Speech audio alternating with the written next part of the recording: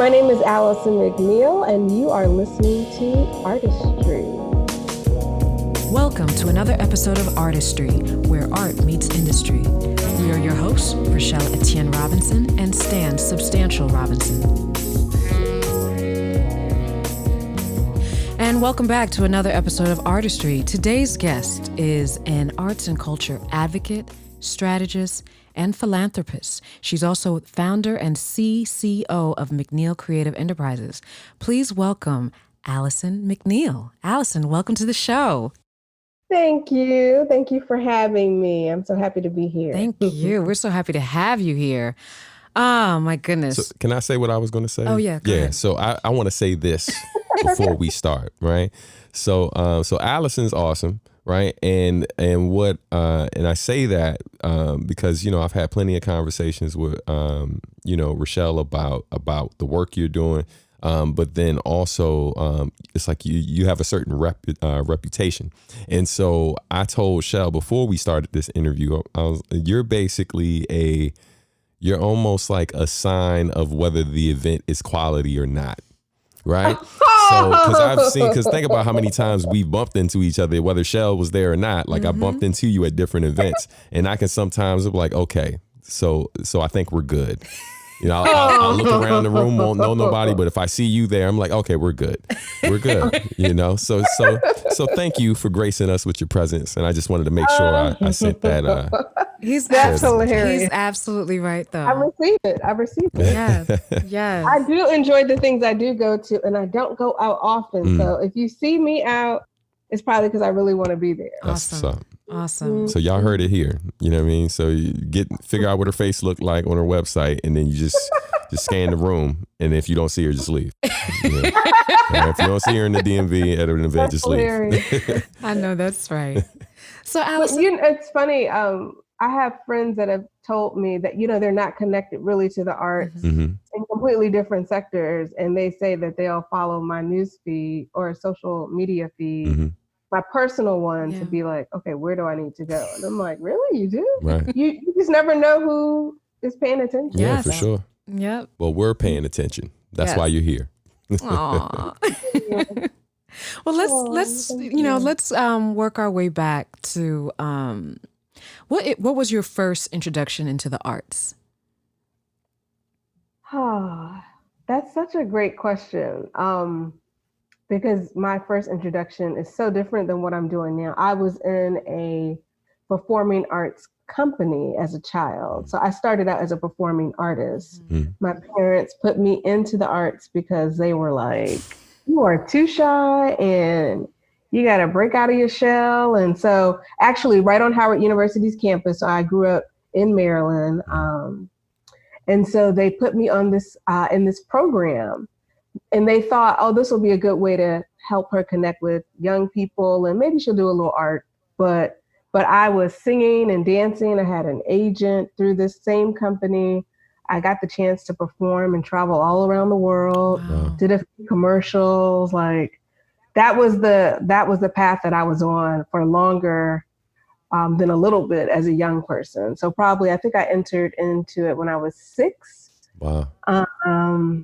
And yeah, there were plenty of people that passed through that company that ended up working in the industry in a variety of ways. And so, yeah, that's where I started. Can you tell us the name? It was called the Kelsey E. Colley Playmakers Repertory Company. Perfect. I got to give honor to Kelsey. Yes. Because without him and Melvin and all the other teachers, I would have never really been in this field. And at the time, I didn't even think that this was something I would be doing for my life. Wow. It was just something that my parents took me to that I stayed with. I don't think the arts, you choose the arts. I think it chooses you. So wow.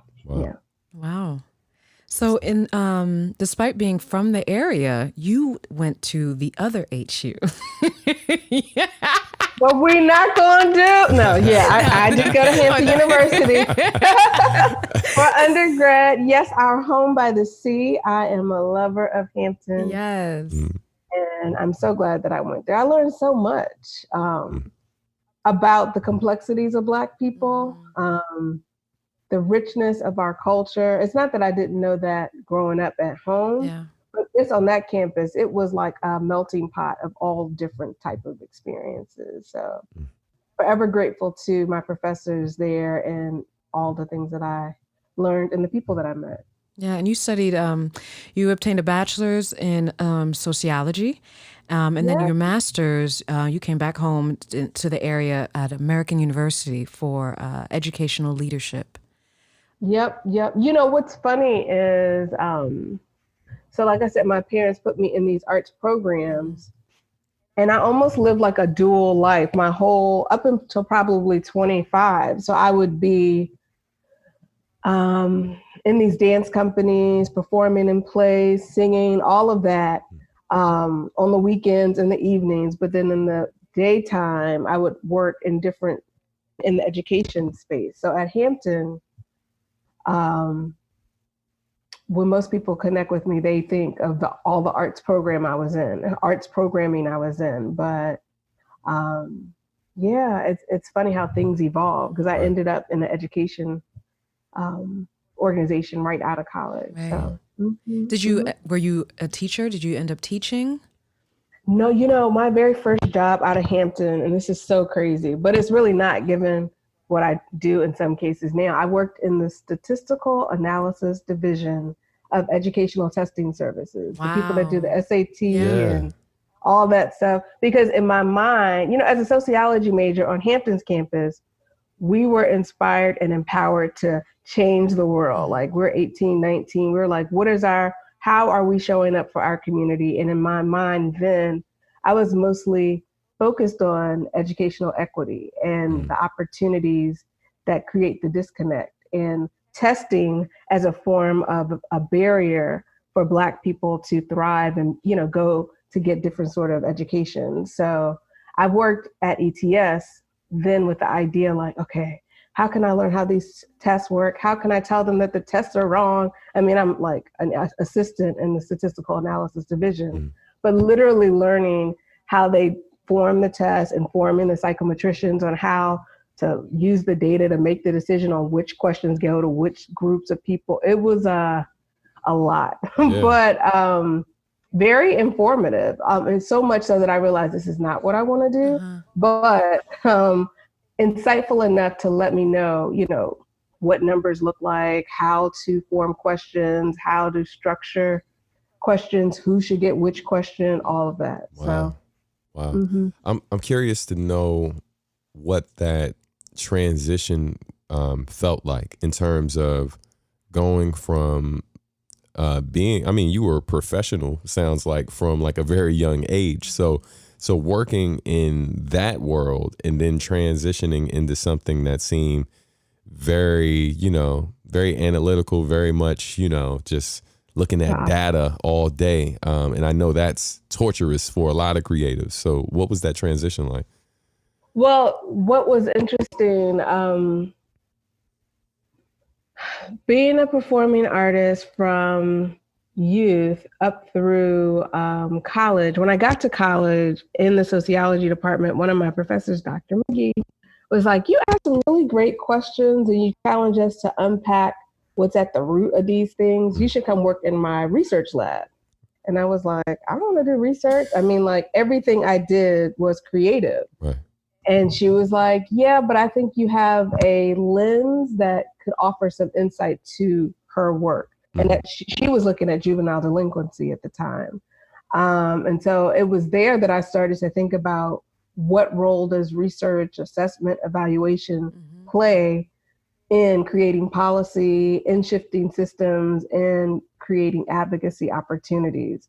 And I still wasn't quite sure how that would align with all that I was doing as a performing artist. So I kind of lived in those very different worlds. So like, even when I was in New Jersey working in that department, I was in dance classes and teaching dance in New Jersey at night. Right. It was like weird. But one day I was when I moved back to DC, I was talking to someone like, you know, I love education. It's always at my heart, but how do I marry this arts part of my life with the skill sets that I've been using in the education spaces? And she started talking to me about arts administration. At that time, I'd never heard about arts administration. All I knew was what it took to create the art, to perform the art. Maybe I knew about the technical part of the stage, but development, presenting, I never even considered it. I'm like, I don't know. I couldn't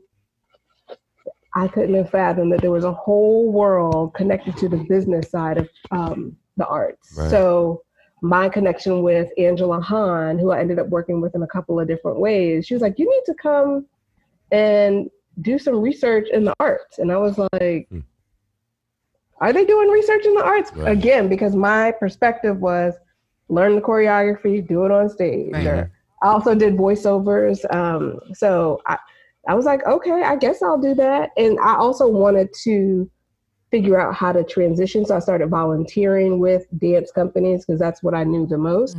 And I learned almost immediately that assessment, research, and evaluation as a profession was not front of conversation at the time, even though it was used in some ways for grant making, but it was in the organizations that I was working with, they were like, oh, what's that? So I was like, Wow. Because that, I mean, it is very important because it informs policy, and seeing how the marriage between how you started out and how you were able to develop that and cater to the arts, I think is a phenomenal story.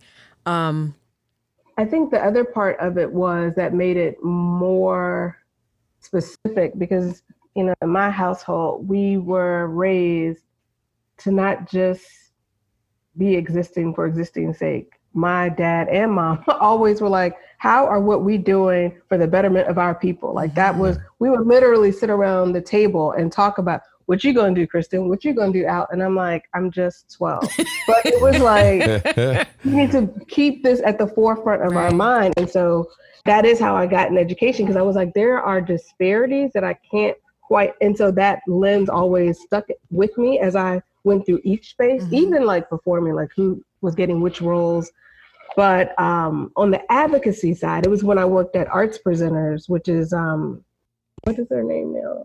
The Association of Performing Arts Professionals. They are a membership organization in the performing arts industry that basically brings all people together to do the business side of the arts. It was there when I was doing grant making for them and designing programs, and I was like, oh, that's when I learned a lot and learned even more about who was at the table and who wasn't. Right. So. You know, you bring up I was going to talk about this later, but I think this is a great segue. So many people, so many organizations have been talking about, you know, diversity and inclusion and bringing folks together. And we're seeing it now currently with the protests that are going on, and you're seeing organizations, you know, putting out statements saying that we are taking a vow to end discrimination or be more inclusive. In your personal opinion, what is diversity and inclusion? What is it and what is it not? What does that look like? What should it look like? What is diversity and inclusion? What should it look like? I mean, if we're being like just really practical, diversity is like, who's in the room? Like, do you have a variety of people that represent different perspectives on any particular topic? So that I would say that is who is it? Who's in the room? Does it represent a number of different perspectives? When you think about inclusion, for me at least, it is what sort of power and or influence do those diverse people have in the room? Are they able to influence change? Are they there just for diversity purposes to say, oh, I have a Black person on the team, but they don't have anything that they can actually offer, right? Or that you actually listen to when thinking about how to create spaces that reflect the needs of everyone. Right. In this climate, a lot of my work is advocacy and change. And I use the strategy skills and assessment skills and my knowledge of the philanthropic sector to support that. But you see all these statements and then it's like, but what are you doing? Right. How does it show up in your organization? Who's not in the room to make these decisions. And when they are there, it's like, okay, so you just completely discredited everything that they said. Right. How are you creating safe spaces for all voices to be heard and be in dialogue with each other? Right. So, Thank you. and what I was seeing then, this was probably 10 years ago, maybe 15 years. Oh, what year is this? Maybe 10 years ago. Is that folks were there. Maybe they figured out some diversity, not completely. They were there, but they were silenced. Right. So it was while I was at Arts Presenters that we organized and founded Women of Color in the Arts, which is a service organization meant to create equity for women of color administrators, Right. connecting people, creating spaces for collaboration, increasing equity. Because I was like, this is crazy. Like both of us, I was working on staff. Kaisha was in one of the leadership programs, and we, you know how we do. We get on the side. We're like, do you see me? You know, we just having side conversations. We're like, we need to do something about it. Right. So. A little bit about Alison. So in addition to being fabulous, she is nationally recognized award-winning strategic thinker and creative entrepreneur with nearly 20 years of experience in performing arts and education. Do you still dance? Do you still enjoy dancing? Oh. Oh man, I mean, the fact that I responded in that way just to the question, I think the answer is yes, but not as often as I'd like to, especially in this pandemic. I've been connecting to people's classes online, but there's something special about being in the same energy with people in the room. I found myself at social distancing drum circles because I play the djembe, and that helps with restoration. Yeah. Because for me, dance is a spiritual act. I'm not trying to be on anybody's stage. It's just a way that I nurture my spirit. So. That's great. You know, I keep bringing it back to currently with what's happening, where you have a lot of creatives who are full-time, who now are basically struggling, not only financially, but trying to recreate or pivot what they have been doing in this new climate. Do you have any recommendations or suggestions? How are we going to look post-pandemic? That is such a good question, because I don't think it would look anything like what we thought it was going to be, like even 2 months ago. Right. It literally is changing by the day. I'm hopeful that the opportunities and the ways the decisions are made are adjusted. I know because of this, because of the COVID-19 pandemic, many grant makers were reimagining what it looked like to just get the money out the door. But of course, we know in that process, Black and brown artists and art organizations were still not the ones that were being serviced the most.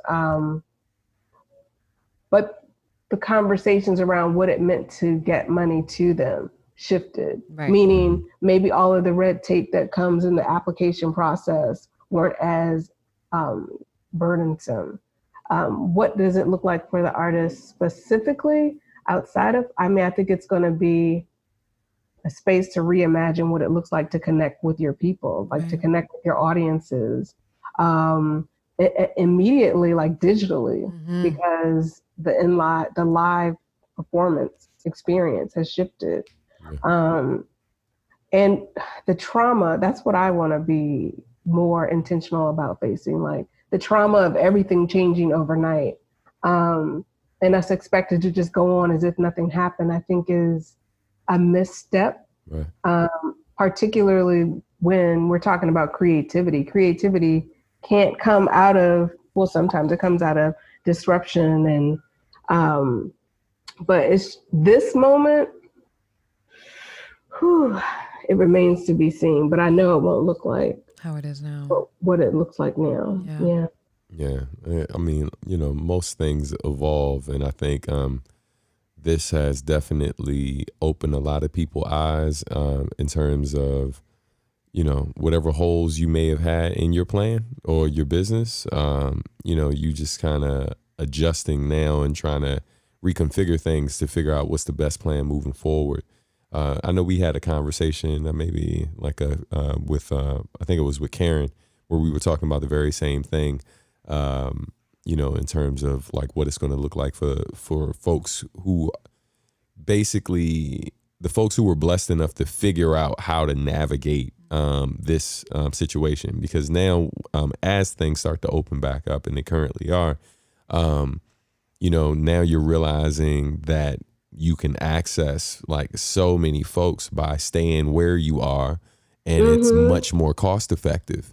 So so now does your absolutely does your price go up, or yeah, it's like, does the price go up now if you got to go because you can do so much from where you are now? And so it's just a lot to consider, And I just hope that as we make these considerations and as we shift to incorporating the digital experience, that we don't lose the live experience, because there's something really powerful that happens when we're all in the same room. Oh yeah, absolutely. It's an exchange that happens. It's not, as far as I think, it's not me performing for you. This is an exchange. Right. And I'm not sure about you all, but for me, something about that energy increases me, like it feeds me. So as an artist, so I'm just like, the financial part of it, like with presenters trying to figure out, does that mean we have to sell less of our house now to get, get people to feel comfortable? We'll do one seat apart from each other. Right. Those are conversations that I hear people talking about, which means they have to pay the artist less because they're not selling as many tickets. The economics of all of this, I think we're going to be in this for at least the remnants of it for at least 2 to 3 years. Oh yeah, absolutely. Because the programming season, I was on the phone last week with some orchestras. The rest of their programming season is going digital, and they may not even expect to do anything else until fall 2021. Wow. Yeah. And when you think about how presenters schedule, make up their schedule, what does it look like? APAP, which is where I used to work, in January, they have a big showcase so that presenters can see the arts and can figure out what they need to bring back to their performing arts centers. So what will that look like? It's a time of innovation. Yeah, absolutely. I'm partly excited and partly like trepidation, because I'm like, this is the moment that we could literally change the world. Like, here I am as my sociology 18-year-old self still thinking, we can, this is it. Like, we get the opportunity to reimagine what's worked and move forward with, and leave what didn't work and move forward with what has worked. And plan a whole new. Yeah, I think a lot about. I think a lot about this. I think about how many performers like myself have like traveled, God knows how many miles, drove how many hours just to show up for a room of 3 people. Right? Like where you were getting a door split, right? And now if you're an artist, and I may have mentioned this before, but now understanding that if you were someone whose audience was spaced out and it didn't maybe make sense to try to hit certain regions, it's like now being able to group them all in one setting, and nothing beats the live performance, and nothing I think will ever really replace that, because it's all vibrations, right? From the music, from dance, to when we feel the music coming out of speakers, all of these things are vibrations, and it feeds our soul, right? But yeah, I think creatives are really going to be taking a hard look at like money, weighing money you've lost based on what was already planned versus new plans that you've made that cost way less to pull off. And you saw a higher return. And so now it has you looking at things through a different lens, It's like I said, I'm a little excited, even because of how I've connected to so many different experiences during this time, like feeling like I'm in the room with people, even as I'm sitting here, I'm like, this is kind of cool. And also like, what's going on? But then also just being able to take dance classes. I took one with a class in New Orleans last week, and I was like, awesome.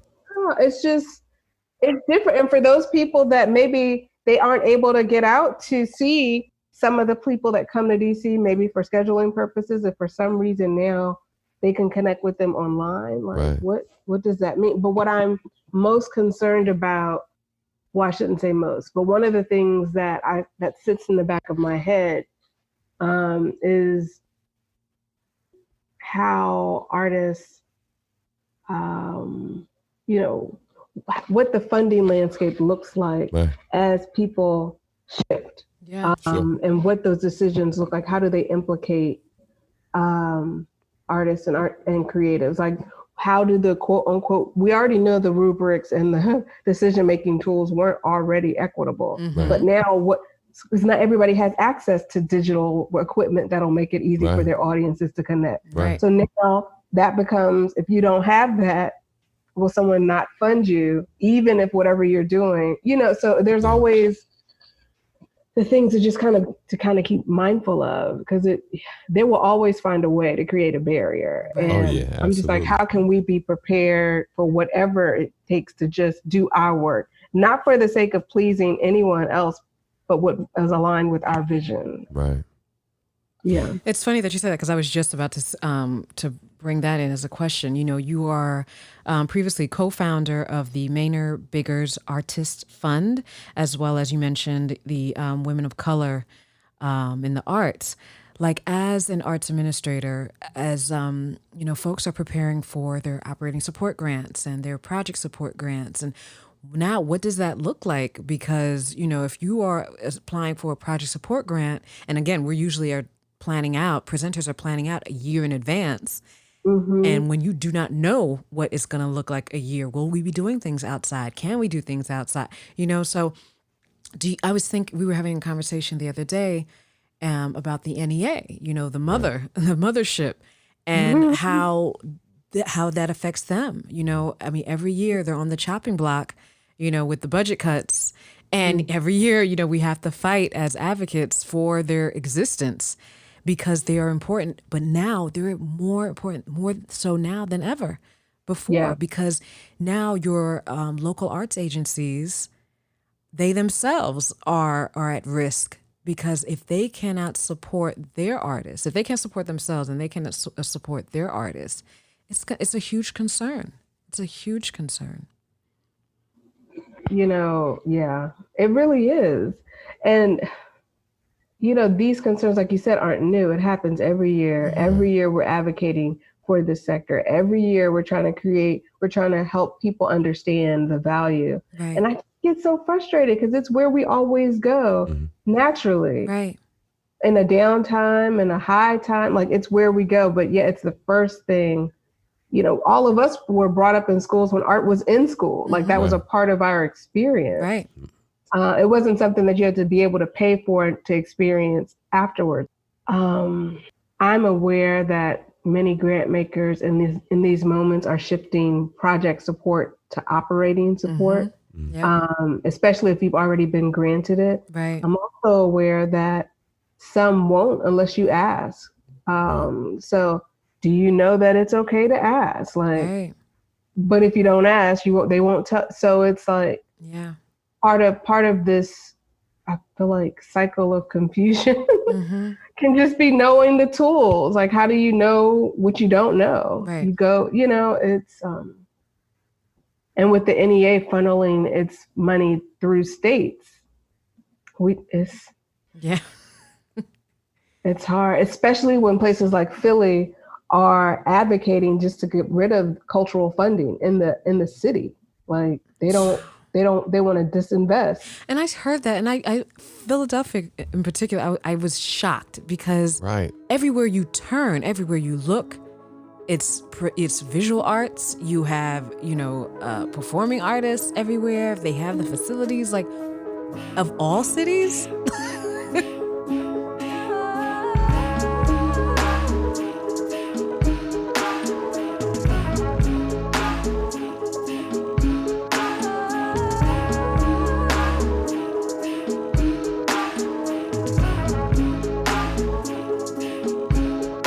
It's always strange to me when I see them, like, pulling money from these cultural things, like the arts, education, all of these things directly, and usually what happens is they pull money from those particular things. And of course, no one's going to argue with infrastructure, right? Like investing in infrastructure. That's extremely important in any city. But oftentimes when you think of cities that have issues with crime, their thinking is usually pull money from these things and put money over here. But by pulling money from those things, they're actually helping create a higher crime rate, because 9 times out of 10, if you have a poor education system, chances are crime is high in your city, And so it's one of those things that, like, I think earlier when I was younger, I definitely felt that it was, it was like maybe they just don't see the correlation, right? And then as you start to get older, you realize that no, they see the correlation, but they're also getting money from prison, so it works out. Yeah, it's right. all tied up together. Yeah, and sure. what I often try to talk to people that I work with, or people that my colleagues in other fields, is like, art is everywhere. It doesn't need to, nor is it actually just sitting over on some other.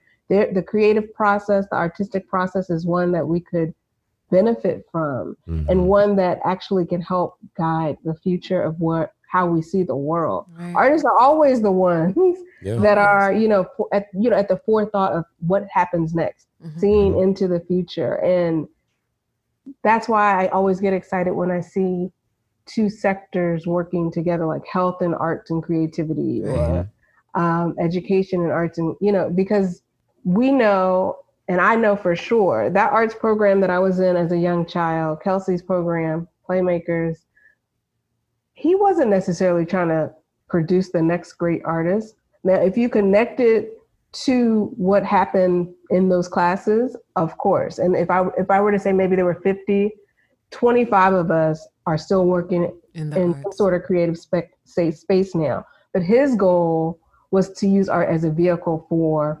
change, for healing, for access, entertainment. And I think that when we start to recognize that the art functions for more than just entertainment, and thinking that it does need to go over here, then we do ourselves a disservice. Right.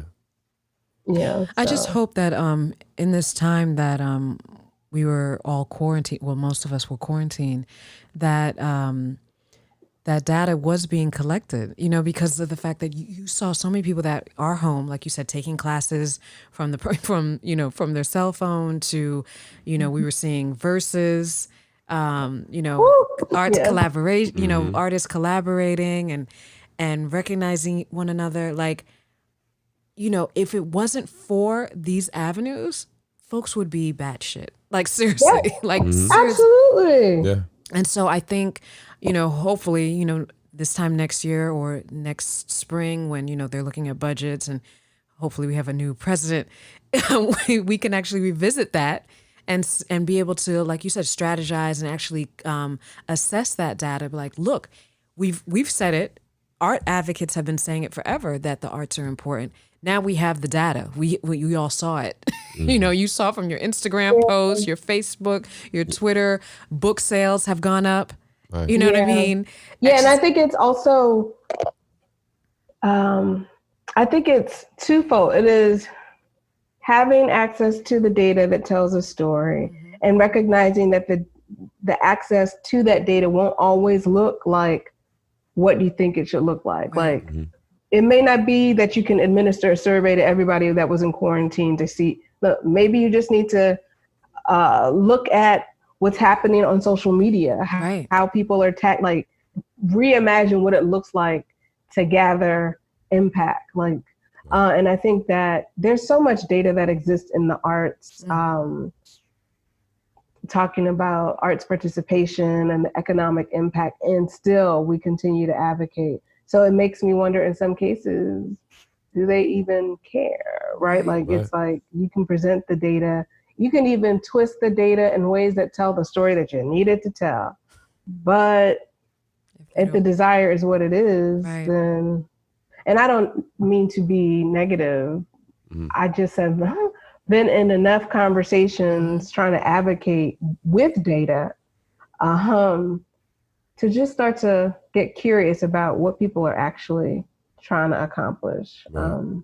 Right, because you have a diverse experience. You've helped plan and shape the vision of several organizations, from the U.S. Department of Education, Association of Performing Arts Professionals, STEP Africa, Massachusetts Cultural Council, Kennedy Center, Booz Allen Hamilton. I mean, the list goes on and on. It's very diverse. It's not just identified, designated arts organizations. It's across the whole gamut. So, Yeah, kudos to you. Because what I know is the arts and creativity shows up in all of those spaces, and the extent to which we recognize its value, we benefit. And so I oftentimes, that's why I usually describe myself as an advocate or a strategist, because I use the insights or leverage the insights that I have to, come into these spaces that I end up in to interrogate our assumptions about what is real and what is made up, and how we can create space to reimagine a new tomorrow. That sounded like, I don't know, kumbaya, but I heard that as I said it, but it's true. It's like, how did you come to that conclusion? What evidence do you have? How willing are you to reimagine something different? And what are you willing to let go of to recognize that expanding your way of thinking can present so much more opportunity for many more people. So. And you've done that. You've exhibited that by not only by the organizations that you serve, but you've went off on your own and founded McNeil Creative Enterprises. Didn't do that. It's true.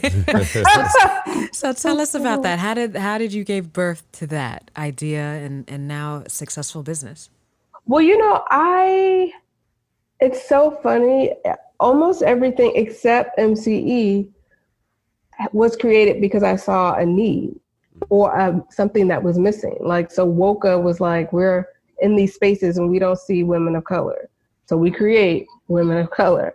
Or Maynard Bigger's Artist Fund, which is the philanthropic project that you mentioned earlier, was we are clearly seeing the disparities in funding. We don't want to create a whole lot of hurdles. Let's just get people that are interested in the arts to invest, and then create financial investments for artists that we believe are aligned with the mission. MCE though, I was just like, someone reached out to me like, hey, we have a project that we think you'd be great for. Are you interested? And I was like, I'm pretty sure I'll work on it. And then another person asked me, and then another person asked me, and I was like, maybe I should create a company. Like that's literally how it happened. Yeah. MCE is the only company that I hadn't really been like, I need to do this. It was, and I'll knock on wood for that, because I know that is a blessing that I, don't take for granted. But it was one of those ideas that emerged because I was sitting intentionally like, what are people calling me to do? In what ways do they think I can support their vision? And then I actually thought, okay, well, what do I actually want to do? Is it aligned?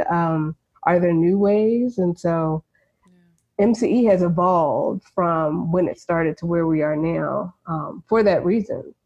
So. That's great. Yeah. Yeah, it seems like, similar to other folks we've spoken with, there are certain things, certain journeys that we take sometimes that are kind of guided by someone we respect. So I'm thinking of like your college transition, like someone trying to bring you in, seeing something in you and say, hey, come with me. And then like the other side of it is your company's beginning, MCE's beginning sounds very similar to what was happening with us, where we weren't thinking about, who sits around and says, you know what, I'm gonna start a consulting agency. I don't think that's what most kids or college folks, people in their 20s, that's usually because you don't necessarily even know what it is, right? Right. I think it's something that we do, like you're just kind of doing, and then one day you wake up and be like, huh, this is a thing, or someone kind of puts the bug in your ear, like, you're kind of doing this. I don't know if you realize that. And so it's interesting, like, I'm just hearing that from you and stuff. That's definitely something we can relate to, you know. And look how it's blossomed. Like once you leaned into the invitation to do what you were already doing in a formal way, like then people come and gravitate to it because they already know what you're doing and they already trust how you do it. And so it just, what do they say? And this is not, I'm not saying that, but like the gremlins, like, we don't die, we multiply. Just like gets bigger and bigger. Baby kids. Oh, that was Baby Kids. Yeah, okay, I'm trying to help well, you. But there was something with the gremlins, though, card, right? You know what I mean? But they would just keep. You couldn't give them. You couldn't feed them after a certain time. Right. But they didn't multiply? Okay. Like water. Right. But you know what I mean? Water like, and feeding. I got you. Right. I'm sorry. I'm a nerd. So you can't. No, I know. Thank you for calling me out on that one. But it's all good. Coming to me is like, go ahead. No. Go ahead. What was coming to me is like, there's something powerful about just being open, recognizing that you may not know what way the wind will flow. And leading into the discomfort of, okay, so I'm being called to do this. So what does it look like for me to imagine how I would do it in a formal way? And I love how you all are like, I'm on the listserv. I'm a happy follower. I'll be listening. Appreciate it. Thank you. But the colors, the branding, and not just the colors and the branding, but what you're doing, how you're doing it. Congratulations on, was it 3 years? Yep. Yeah. Yes. I was like, see that this is the power of owning our own experience, and working with the people that are in alignment with, how we think about our work at MTE. Absolutely. Even though I wasn't planning on doing this as a company, what I knew for sure is that the people that I worked with had to come to the table ready to be transparent about where they were.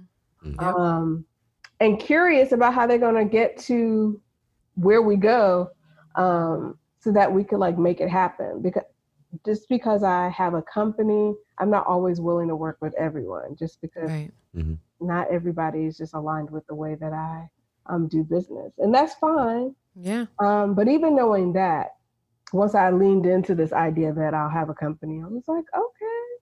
And that may mean maybe I don't have a check all the time, but the people that I do work with, it's because I believe in what they're doing and also believe that I can actually have some sort of impact in the work that they're trying to do.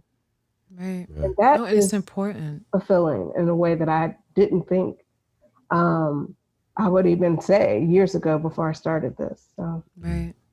And it's important work. One of the things I was thinking is like, so an organization, they approach you, they've heard of your services. Walk us through, what does that look like? I mean, when we talk about strategic planning, development, partnerships, assessments, like give us a general idea of the services that you provide to an organization coming to you. So I do some training on how to use data to tell your story, document your impact, and reflect on your past. So helping organizations think about, how do I set performance measures that reflect and are aligned with our mission, and then use those measures to, write proposals for grants or shift our operations. So that's one sort of workshop training that I do. That is a direct service related to advocacy, grant writing, I guess assessment. I'll do program evaluations for organizations or grant makers that are looking to see, here's what we thought we were doing when we launched this program. What's actually happening? How is it landing with the people that we prioritize for our efforts? And are there opportunities to shift? So that's program evaluation. And then sometimes I'm sitting with people strategizing, like they want to go to C, they're at A. What sort of steps do they need to take to get that? Sometimes it's pairing, like, resource connecting, pairing people with, I know I did that in the dance space with agents. I need someone to represent my dance, my work. Want to raise my visibility. How do I do that? So yeah, it's organizational development work for sure. But in this moment, and I'm doing executive searches too now. So helping organizations think about who their new leadership should look like and what they need to prioritize when thinking about where they are, what the leaders are coming into, and how the right leader can take them to where they, want to go. One of the things I was going to ask is MCE is celebrating how many years now? 5 years. 5 years. How do you see MC growing and developing for your next 5? You know what? That's a great question. I'm in the process of designing what will be called the Creative Well. And that will be a resource portal to create space for organizations to look at what it means to reflect on the impact that they're making, how to begin to reimagine what it looks like to collect information from people. Maybe it is not always a survey. Maybe it's not always a focus group, because those aren't always the ways that you can connect with people. But how do you still tell your story?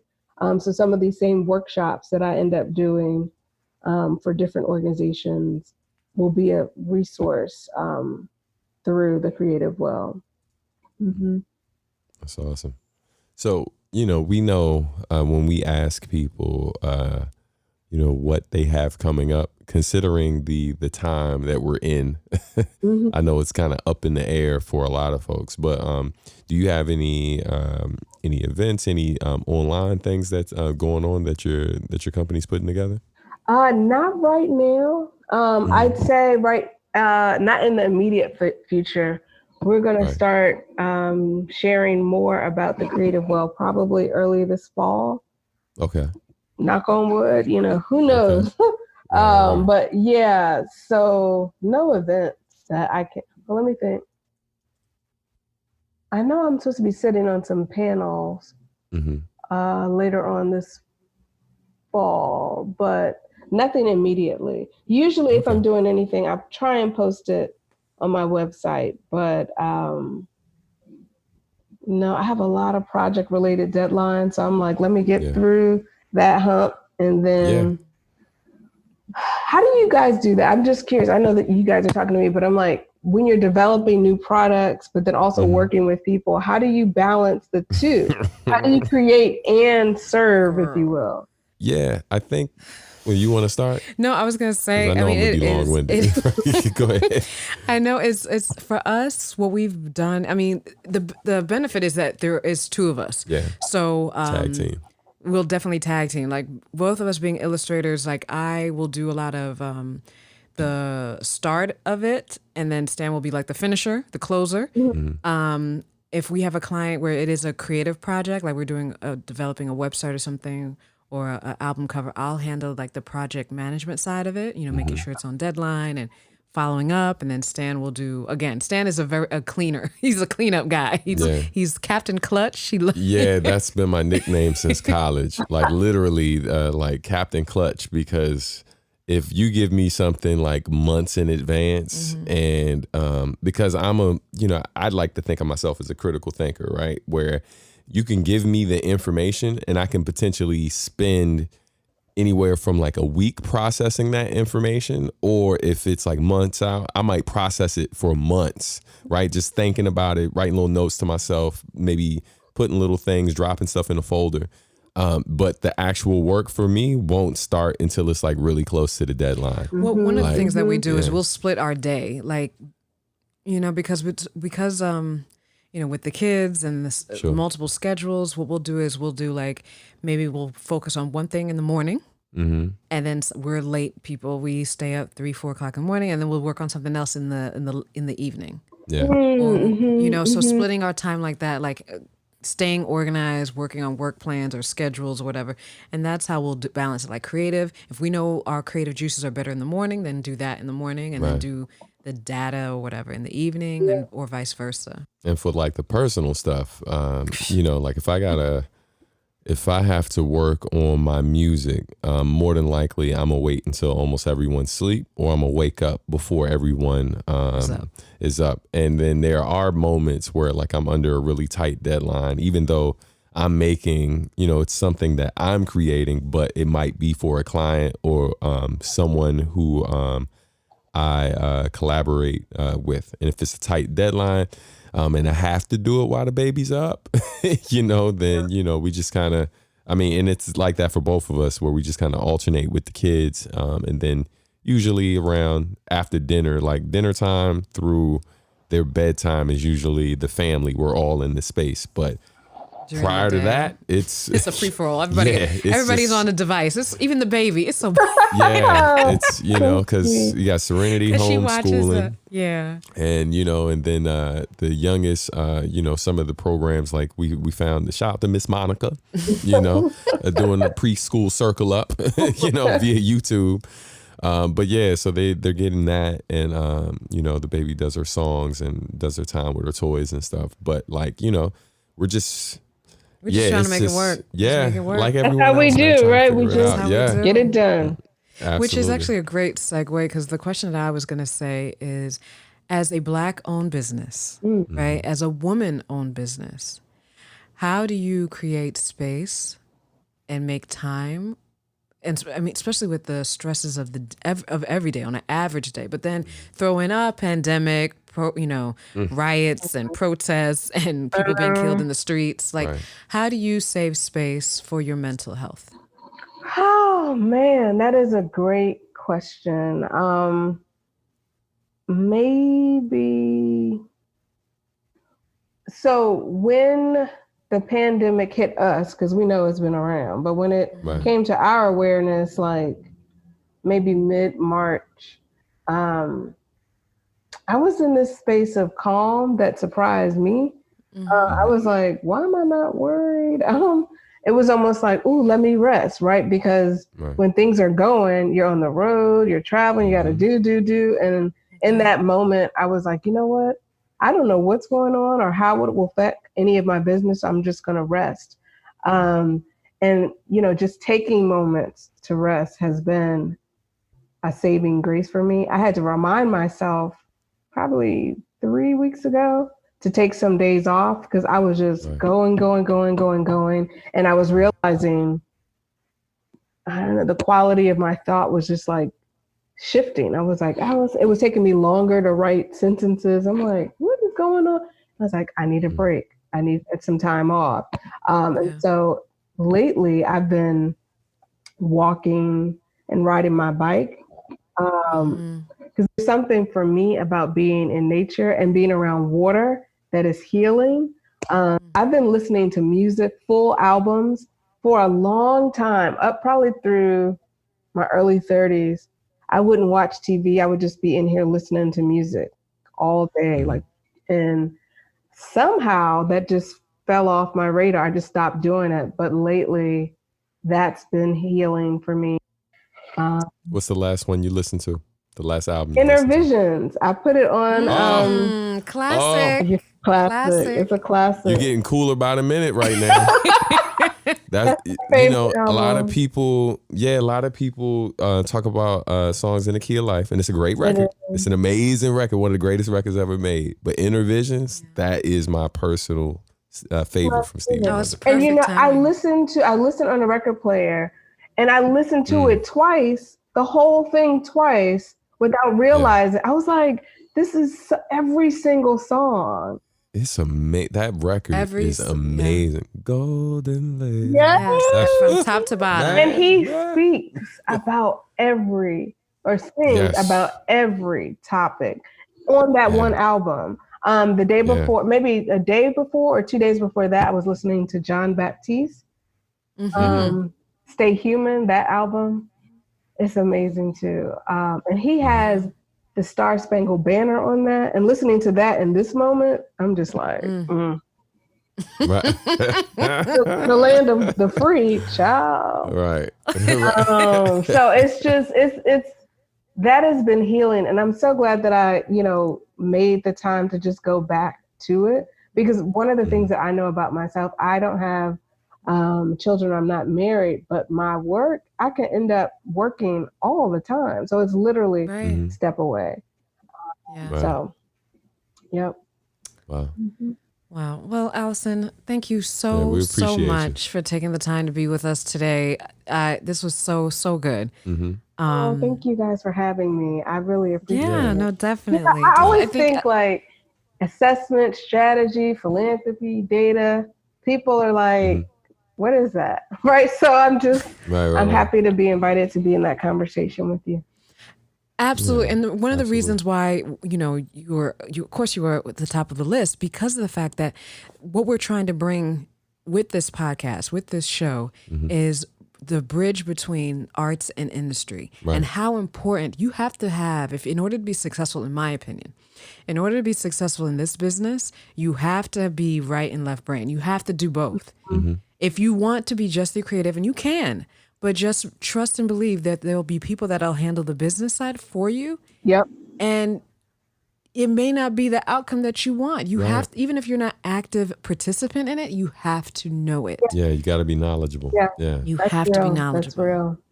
And I feel like in today's day, I do a whole lot of connecting. Like, I might not know everything, but chances are, because of the work that we do, somebody that knows. And it's like, absolutely. Put people in contact with each other, because we gotta. I always say we all we got. Like, if we're not helping each other out, what are we doing? CMB, we all we got. Listen. It goes back to my dad asking us around the table, and I'm like, I'm 12. I don't really know how I'm showing up, but in that moment, maybe it was cleaning up the neighborhood or whatever, and not to bring it back to evaluation, but recognizing that every part can be something that contributes to the change. It doesn't always look like the big overhaul. It can be the incremental steps. Right. Absolutely. And it's important for artists, particularly those who are interested in either developing their organization further or applying for grants, to know that and to begin documenting that. Right. Because I think a lot of us are so used to the doing and not the taking down notes, and actually taking the time to like, oh, I did do that. It's like writing a resume, documenting your right. Exactly. And I'm actively working with grant makers to invite them to not require that of the artist, but to say, we know that this is what you need for your board. We also know that you invest in artists to create art. So let them create the art, and maybe you hire other people or people on your staff, get all the things that you say you need for your board, because let's do what makes sense. Like, it's just, so some grant makers have been like, oh, we could do that. Like, can hire someone who can consult the artist, like someone who just drops in throughout the process and just, quick little interview, get the information you need, and leave that person alone. And now, of course, the artist would, remain mindful of whatever they're doing, so that, but they don't have to put it in a form and send it out. So maybe as I'm thinking, maybe that's something that also support, but I have watched and heard grant makers say, oh, I guess we could do that. So it's encouraging. But again, it's another effort to push the needle to reimagine what it actually takes to do this work. Right. So.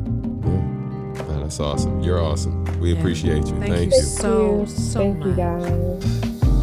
Thanks for listening to Artistry, where art meets industry. This podcast has been brought to you by Substantial Art and Music. For more information, please visit www.subartmusic.com. You can also follow us on social media at subartmusic. We'll see you soon, but talk to you soon. Peace.